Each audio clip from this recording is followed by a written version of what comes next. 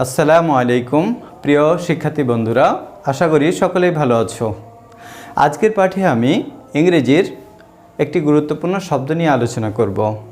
তা হচ্ছে ইংরেজিতে বাক্য গঠনে দেয়ারের ব্যবহার। প্রিয় শিক্ষার্থী বন্ধুরা, তোমরা এখানে তিনটি বাংলা বাক্য দেখতে পাচ্ছ। প্রথমটি হচ্ছে আমার একটি কলম আছে, আমার হাতে একটি কলম আছে এবং টেবিলের ওপর একটি কলম আছে। তিনটি বাক্য একটু গভীরভাবে চিন্তা করো। দেখো, আমার একটি কলম আছে, কার আছে? আমার। আমার হাতে একটি কলম আছে, কার কলম? এটি স্পষ্ট নয়। কোথায় আছে? আমার হাতে, অর্থাৎ এখানে স্থানে উল্লেখ করছে আর কি। এখানে দেখো, টেবিলের উপর একটি কলম আছে, কার কলম? এটি স্পষ্ট নয়। কোথায় আছে? টেবিলের উপর, অর্থাৎ এখানেও স্থানে উল্লেখ আছে।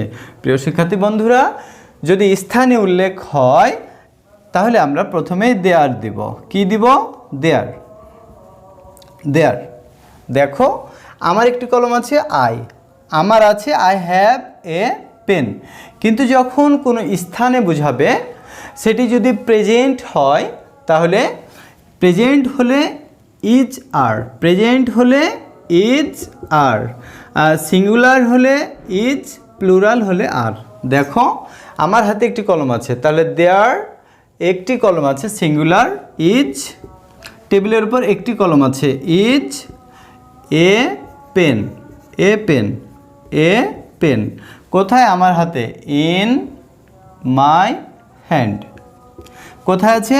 There is a pen on the table, on the table. এরই আলোকে আমি আরও কয়েকটি উদাহরণ নিয়ে তোমাদেরকে আলোচনা করব। তোমরা এখানে যে চারটি বাক্য দেখতে পাচ্ছ, এই চারটি বাক্য যদি খুব মনোযোগ দিয়ে খেয়াল করো এবং বোঝার চেষ্টা করো, আমার বিশ্বাস তোমরা দেয়ারের ব্যবহার খুব সুন্দরভাবে বুঝতে পারবে। এখানে দেখো, টেবিলের উপর, টেবিলের উপর, টেবিলের উপর, টেবিলের উপর, তার মানে প্রথমে কি হবে? দেয়ার। দেয়ার। সিঙ্গুলার প্লুরাল সেটি পরের বিষয়, প্রথমেই আমরা কি দিব? দেয়ার। একটি কলম আছে, সিঙ্গুলার, প্রেজেন্ট, তাহলে ইজ। একটি কলম ছিল, সিঙ্গুলার, পাস্ট, প্রেজেন্টের জন্য ইজ আর পাস্টের জন্য was. A pen, a pen, a pen. কোথায়?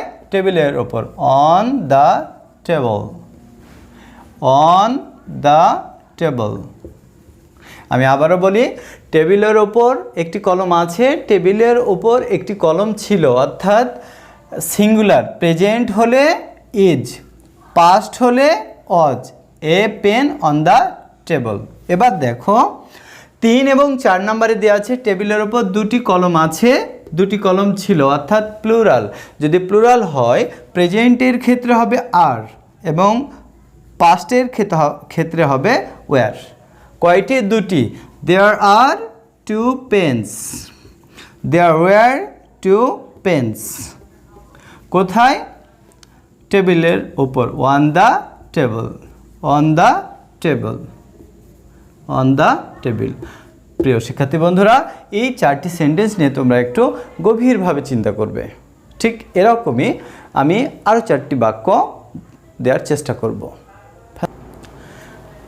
তোমরা যে 4টি বাংলা বাক্য দেখতে পাচ্ছ সেগুলো হচ্ছে, বাগানে একটি গাছ আছে, বাগানে দুটি গাছ আছে।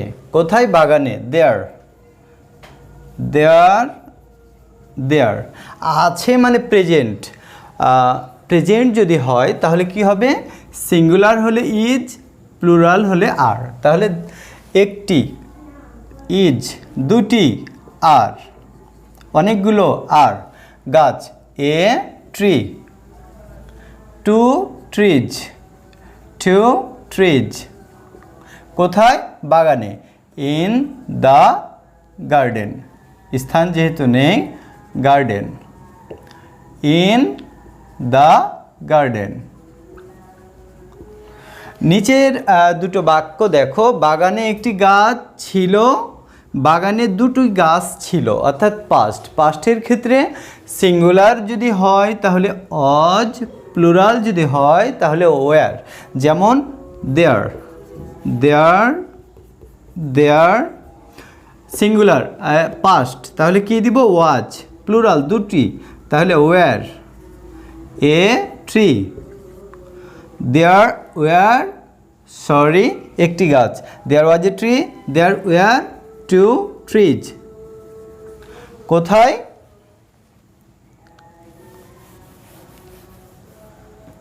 In the garden, in the garden, in the garden.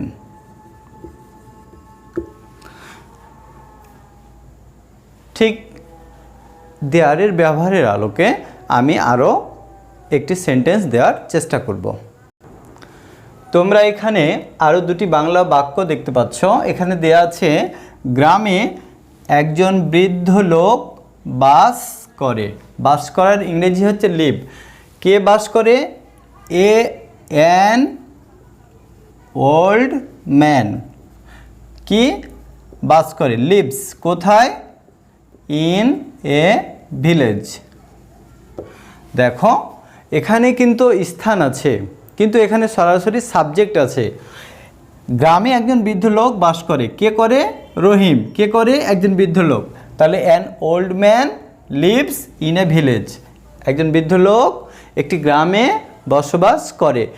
এই সেন্টেন্সটি তুমি দেয়ার দিয়েও করতে পারো, যেহেতু স্থান আছে। There lives an old man. কোথায়? In a village. ঠিক সেভাবেই দেখো, গ্রামে একজন বৃদ্ধ লোক বাস করত। An old man lived, lived. কোথায়? In a village. দেয়ার দিয়ে যদি করো পাস্টের ক্ষেত্রে, there lived an old man, there lived an old man in a village. আমরা ইংরেজি ফার্স্ট পেপারে এই ধরনের অনেকগুলো সেন্টেন্স দেখতে পাই। কোনো এক সময় গ্রামে একজন বৃদ্ধ লোক বসবাস করত। কোনো এক সময় একটি জঙ্গলে বা একটি গ্রামে একজন বৃদ্ধ লোক বসবাস করত জঙ্গলে। তাহলে once upon a time, once upon a time an old man lived in the jungle. অথবা once upon a time there lived an old man in the jungle. আশা করি তোমরা বুঝতে পেরেছো। আসলে দেয়ার আয়ত্তে নিয়ে আসার জন্য কিংবা খুব সুন্দরভাবে বোঝার জন্য প্র্যাকটিসের কোনো বিকল্প নেই। তো আজকের মতো এখানেই শেষ করছি। পরবর্তী পাঠে নতুন আরও একটি টপিক নিয়ে আলোচনা করব। সে পর্যন্ত ভালো থেকো।